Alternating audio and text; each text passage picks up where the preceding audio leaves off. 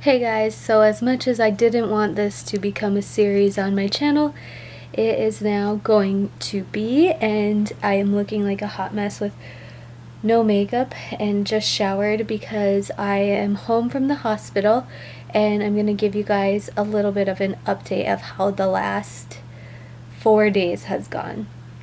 So in my 20-week update, I shared with you guys that my cervix was shortening, and they found that out via a transvaginal ultrasound, and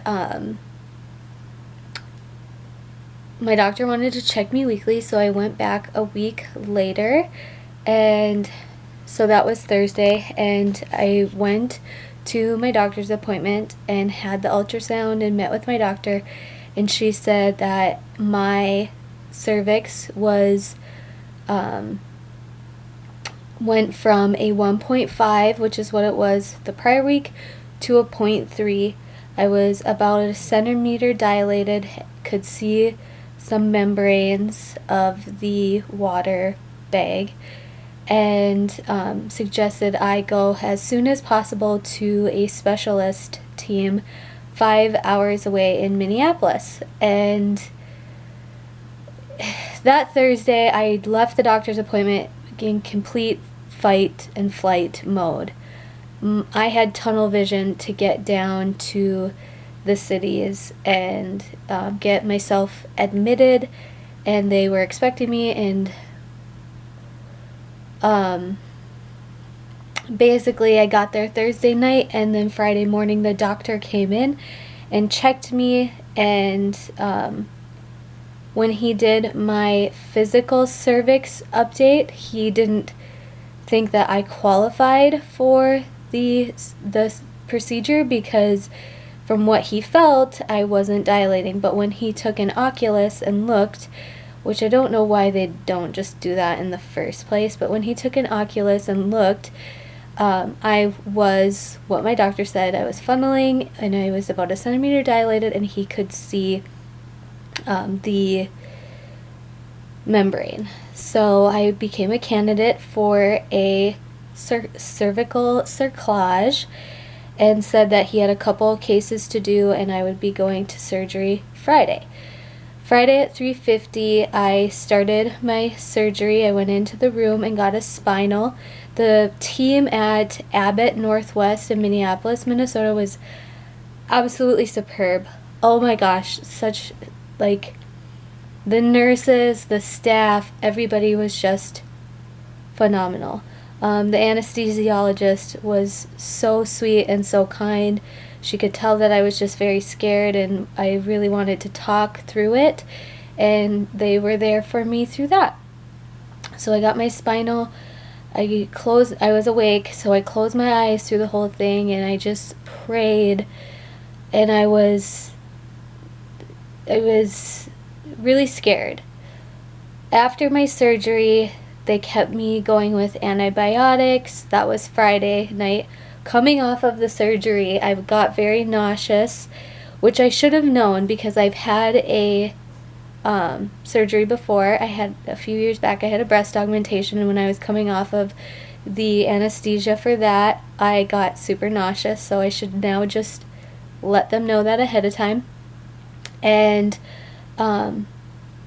so Friday night was really hard and very scary because I had a lot of cramping, and they were monitoring me to see if it was just cramping and disturbance in my uterus, or if it was contractions, because since some of my membranes were exposed, I did have a higher chance of the doctor breaking my water during the procedure, but that was a risk that we had to think about and take. So Friday night was really hard. Saturday I woke up and it was a hard day. It was just, we were there for the reasons of keeping antibiotic and fluids in my system, and I went through a lot of emotions from Thursday, Friday, Saturday, and Sunday. And at first I was really mad. I did not understand why this was happening to my husband and I and our son.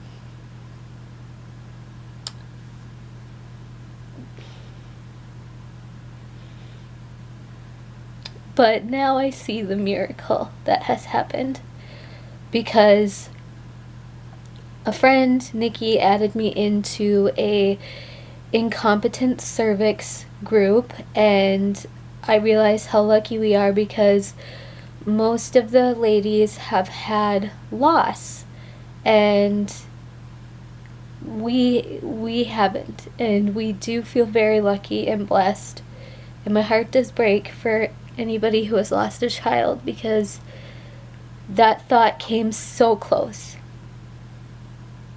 That reality became so close. And the doctor was so Saturday was basically just watching Netflix and hanging out with my husband and nurses coming out, switching out antibiotics and IVs and stuff. And then Sunday, a doctor came in and said I was ready to discharge and leave the hospital if I was comfortable with that. And at that point, I was just wanting to get home. I was wanting to be in my own bed and ready to, take on whatever's going to happen next. She did give me I have my discharge papers in front of me, a hydroxyprogesterone, no.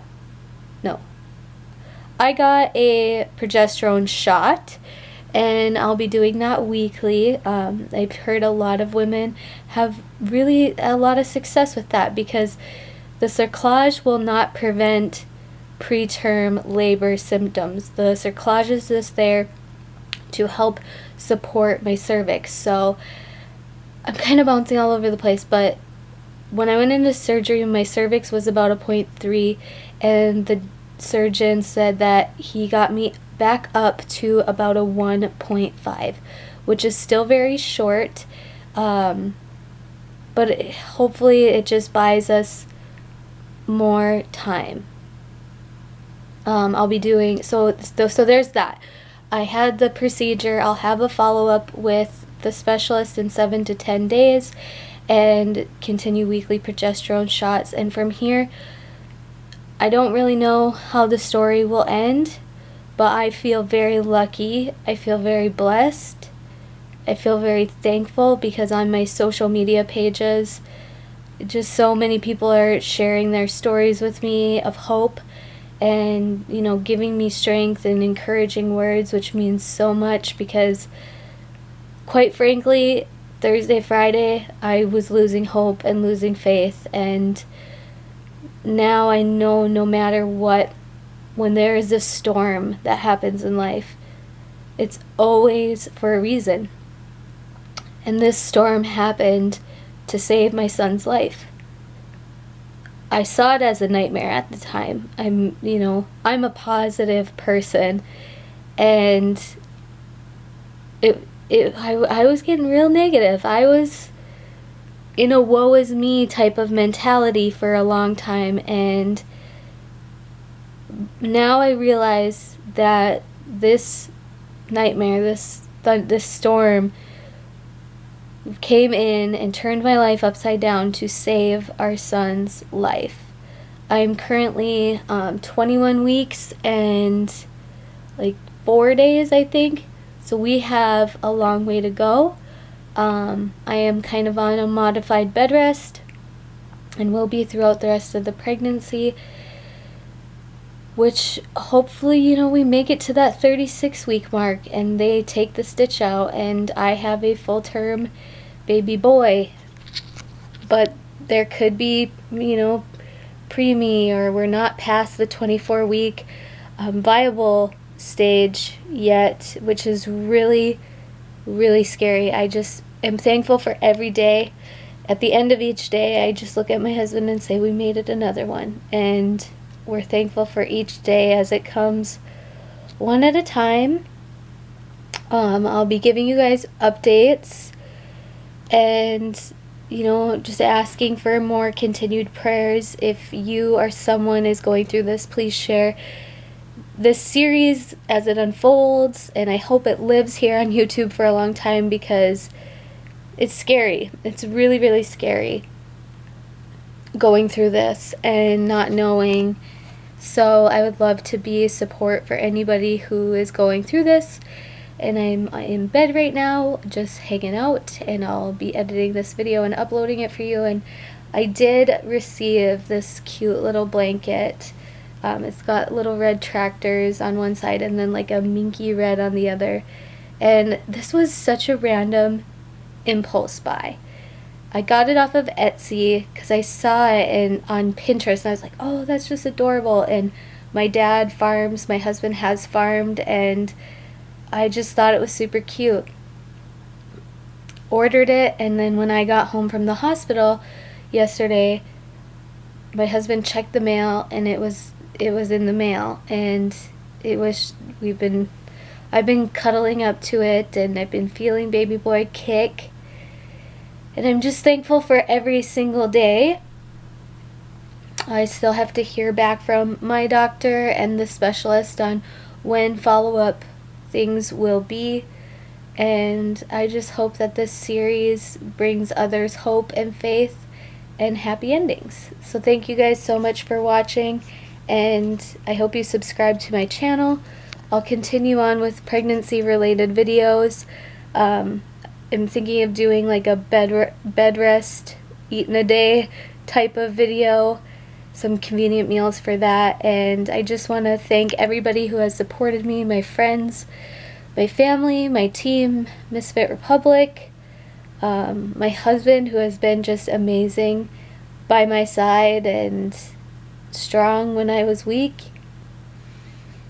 Marriage is the best gift ever. I don't know what I would do without him. And yeah, thank you guys so much for watching.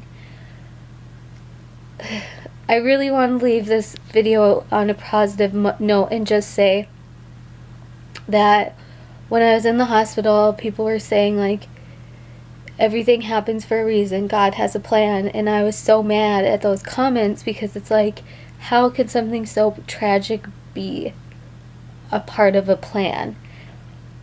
But through every single storm, through every single nightmare that comes in life, it's always, always, always for a reason. And sometimes we don't see it at the time, and sometimes it takes a long time to see the reason why.